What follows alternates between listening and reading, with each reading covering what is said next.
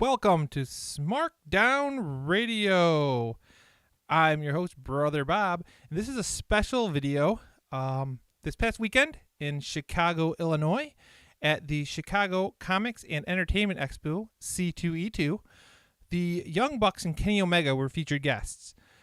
During the show, they had a sit-down interview, which one of our correspondents, a good brother, a friend of the show, Wrate, who can be seen in the picture to my left, decided to record for us. So this is the video from that Comic-Con. We hope you enjoy it. The video is in full, and hopefully you'll enjoy what the Bucks had to say. They talked about some little bit of information about, you know, moves that they've taken, moves they wouldn't take, and just gave you a little bit of insight into AEW. So we're going to go to that next and check it out. I had no idea. Thank you guys all for showing up. Should we take a seat? Yes, please. I'm going to get on the stage. Thank you guys for your time. Thanks for joining us, Andre. Keep enjoying SYFY. I'd invite you to stay, but... No, that's all right. He's out here. Hey, guys. Welcome. Hi there. Hello. So happy you made it. I'm happy we made it too. How's the It was con about a half-hour golf cart ride to get here. How crazy has the con been so far for you guys?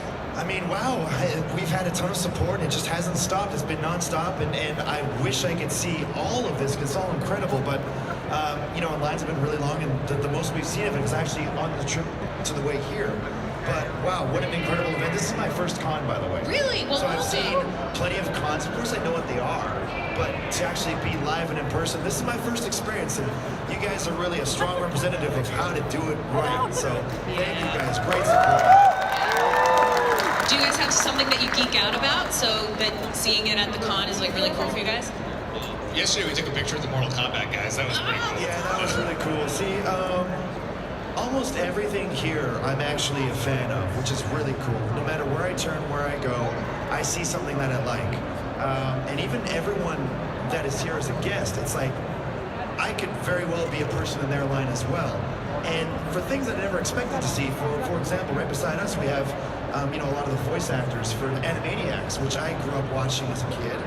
And like, these are people that I'd love to meet, you know, but I never thought I would meet. And, you know, I'm seeing, you know, another series that I've loved watching, and I share this with everyone. I was a huge fan of the Sarah Connor Chronicles. Yes! But not many people know how good of a show it is. It just flies under the radar. So just to see Summer Glau here is just like, what? That's so awesome that she's here. And like, Cobra Kai is just such a good, you know, series. It's my favorite series right now. So to see, you know, that cast here is just, it's incredible, man. Just everywhere I turn, something that I love, something that I enjoy. And it's the only shame is that, you know, I'm here for work and I can't see it all myself. Yeah. But hey, if we're here helping make people happy, then I'm happy and everyone's happy. So it's just a very positive atmosphere. And the last time we were here actually to do a show called All In, it was that exact same energy.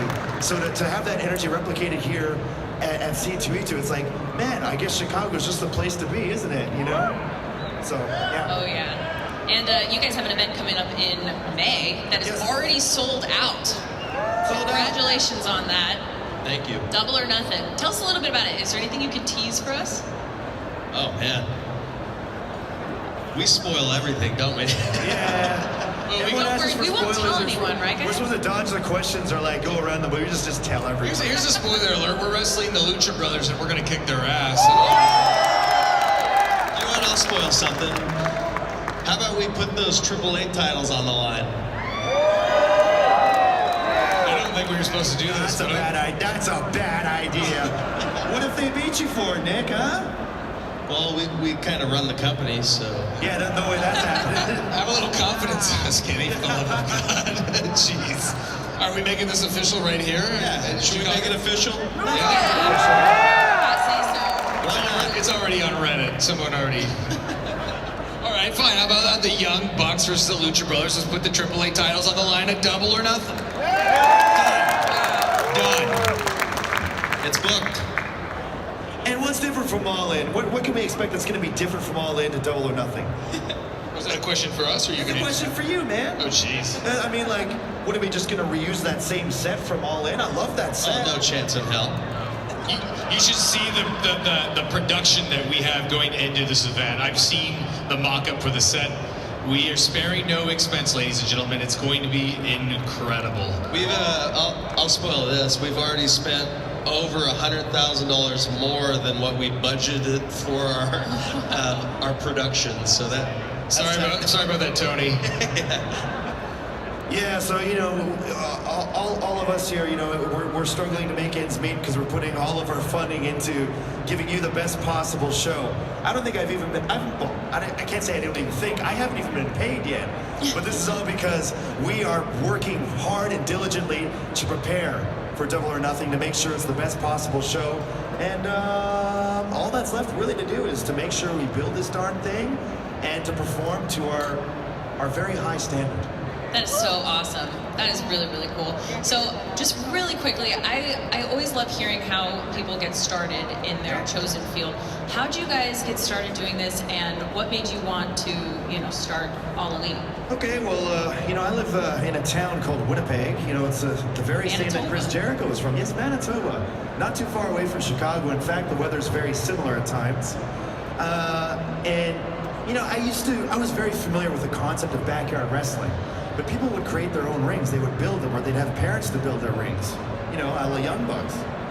But for me, you know, we have like 10 feet of snow.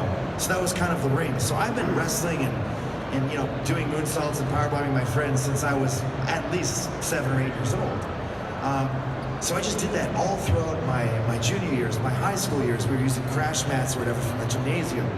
And then finally, when I was 16 years old, a friend of mine who was 1 year older than me got involved into wrestling locally because we didn't have any local wrestling. So I was sort of like living vicariously through him. And I was doing ring crew, doing ring announcing. I was doing commentary, but it wasn't actually wrestling. Finally, when I was 18, I was able to train. And as you guys know, the rest is pretty much history. I started locally, didn't really do much in Winnipeg. There's not much to do. And I just took one trip. I tried out for a wrestling camp. I received a WWE deal, and it wasn't for me. It was an invaluable experience, but it wasn't for me. And then I went to Japan, and then, you know, 10 years later, here we are, All Elite Wrestling. It's a much longer, more boring story, but that's the gist of it. We have the same exact story because pretty much self-taught, pretty much by him. Very similar to Kenny, we would come up and do smaller shows, but we lived in Southern California. So out there's a lot more lucha style influenced wrestling, so we would do a lot of lucha shows. Sometimes, 3 to 4 a weekend, right? So we learned a lot from that. We started getting bookings for a company called PWG, which is probably the biggest company out in Southern California. But let me stop you there, Nick. There's one thing I wanted to know, and I kind of know the answer, but I want the people to know the answer too. Were you always Nick and Matt Jackson, the Young Bucks? No, we had different. I want to hear the names. So you want to talk about our backyard names? Yeah. Man, my first name, it's so stupid. It was Nick the Pimp. Did you even know that one? No, I didn't know that one. I thought it was Slick Nick. Well, that was before that. Oh, okay. Slick Nick was the second one. You were Hollywood the Stuff, right? Let's not talk about that. Now I want a wrestling name. But that was back, we're talking now 17 years ago, right? I ended up becoming Mr. BYWA, which stood for Backyard Wrestling Association. I know backyard is one word, but we didn't care when we were kids. So we had a lot of interesting names, but we pretty much got our start in California, and PWG is pretty much what blew us up to where we started doing bigger shows, getting our name out. Like him, actually, we met him in Japan about 10 years ago, and that's pretty much where our relationship started. Funny quick story, the first time I ever met Kenny, it was actually during Matt and Dana's wedding. I had left early to do a show at PWG, and Kenny happened to be there. He did his best man speech, and then he took off and went and did Hurricane Ranas and Reseda later that night. Did you win? I did not win. And I was probably paid $50, but we were trying to make it. That's more than I was. So what sets All Elite apart from other forms of wrestling? It's going to be completely different. Yeah, it's going to be professional wrestling through our eyes, and we see wrestling differently than what is portrayed on television right now. I don't know if you watch our hit series on YouTube. It's called Being the Elite. That's more or less a little bit of what goes through, our brains and how we see things. And if we have a sense of humor, and we think life is funny and wrestling is silly, and we also like to think that storylines should make sense and there should be continuity, right? So one thing about our show is it's going to be different in that way. We're not going to treat this like a wrestling show. We're going to treat this like a show you'd watch on Netflix or HBO or Showtime, something that you can genuinely be entertained by, something that not just wrestling fans can watch, but anybody can watch and enjoy. And we're going to have the best professional wrestlers in the world, and we're going to have the best tag team division in the world, something that is something of a lost art nowadays, right? If you want to watch a great tag team wrestling match, you'll be able to watch AEW. You'll be able to see the best tag team in the world, at least top 3, right? I think. I'll take that. Oh, yeah. Oh, she's number 1. She's a sweetheart. But our goal is to just be different. Yeah. In every aspect of the game. Throughout your careers, has anyone ever tried to pitch any sort of move to you guys that you were just like, absolutely not, no way? The 3 of us are pretty crazy, so we don't say no to much. Wow. Jeez, yeah, have we ever said no? Yeah, I've never said no, and in fact, the craziest ideas that I've come up with, they're my pitches. So the damage that I've done unto myself have mostly been my own fault. Yeah, unfortunately. I remember one time back when we wrestled for a company called TNA Wrestling, now it's called Impact Wrestling. Never heard of it. I remember I was definitely afraid of the move that Hernandez used to do to guys. He'd pick them up and toss the border toss. Border toss, yeah. I was going through a neck issue at the time, and he just did Doug Williams. And he just threw Doug Williams on his face, and he almost killed himself. So he pitched it to me, and I think that was the one time in my career I said, not gonna happen, buddy. I can't do it. But I have an answer. You do? Yeah, because it's funny because I wouldn't have remembered this if we weren't talking about it yesterday, doing our 6-mans.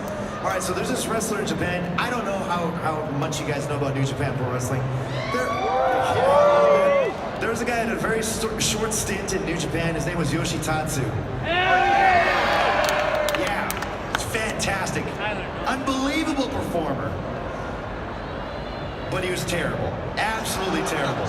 And I wouldn't take anything from him. He would try to model his entire offense off of Triple H's stuff. But he didn't know how to execute them. So he's like, yeah, I do the Triple H spine buster. I was like, no, that's like the Triple H head rock CTE buster. It's not happening. I'm not going to do it. No way. So I would always tell Chase Owens to take it. That was it. That's the story. So I would take any crazy thing that you've probably seen me do in my career, but I wouldn't take Yoshitatsu's spine buster, and always made Chase Owens do it. So, speaking of Chase Owens, good luck to that man. He's got a U.S. heavyweight title shot coming up, so, for all the Chase Owens fans out there. So just real quick before we go, what's one thing that we can expect from All Elite in the future? One thing? Just one thing. Just one thing, huh? Just one thing, huh?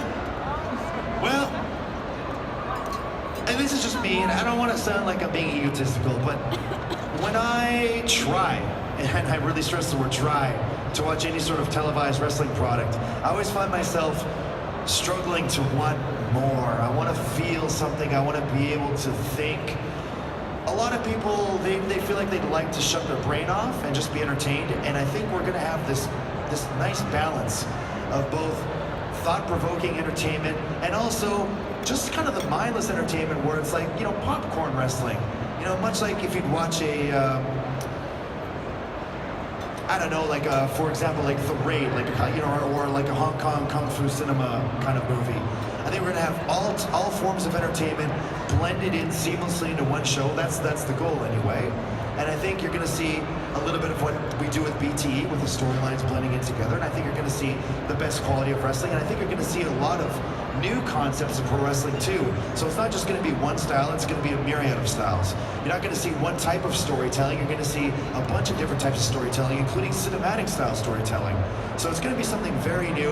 And for some people, that's going to be a turnoff because they want to see a certain type and they want to stick with it. But that being said, AEW might not be for you, but if you want to see a smorgasbord of just pure entertainment, it'll be the brand for you. That's awesome. Guys, thank you so much for being here. Give it up once again for Kenny Omega and the Young Bucks. Thank you all at home for watching. Keep following along with us for more at C2E2 using the hashtag C2E2 and hashtag It's a Fan Thing. Make sure you stick around because up next we have Robert Venditti chatting about Hawkman. Stick around, guys.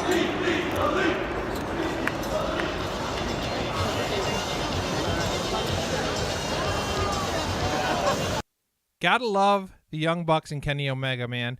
Fantastic little interview there. Something that we wanted to bring to all the people who couldn't be at C2E2 to see it live. Thanks again to our correspondent and good brother, Wrate. And everybody be sure to like this video, subscribe, and, you know, too sweet that bell button for us. And be sure to follow us on Facebook, Twitter, YouTube, and Twitch, all of which are Smarkdown Radio.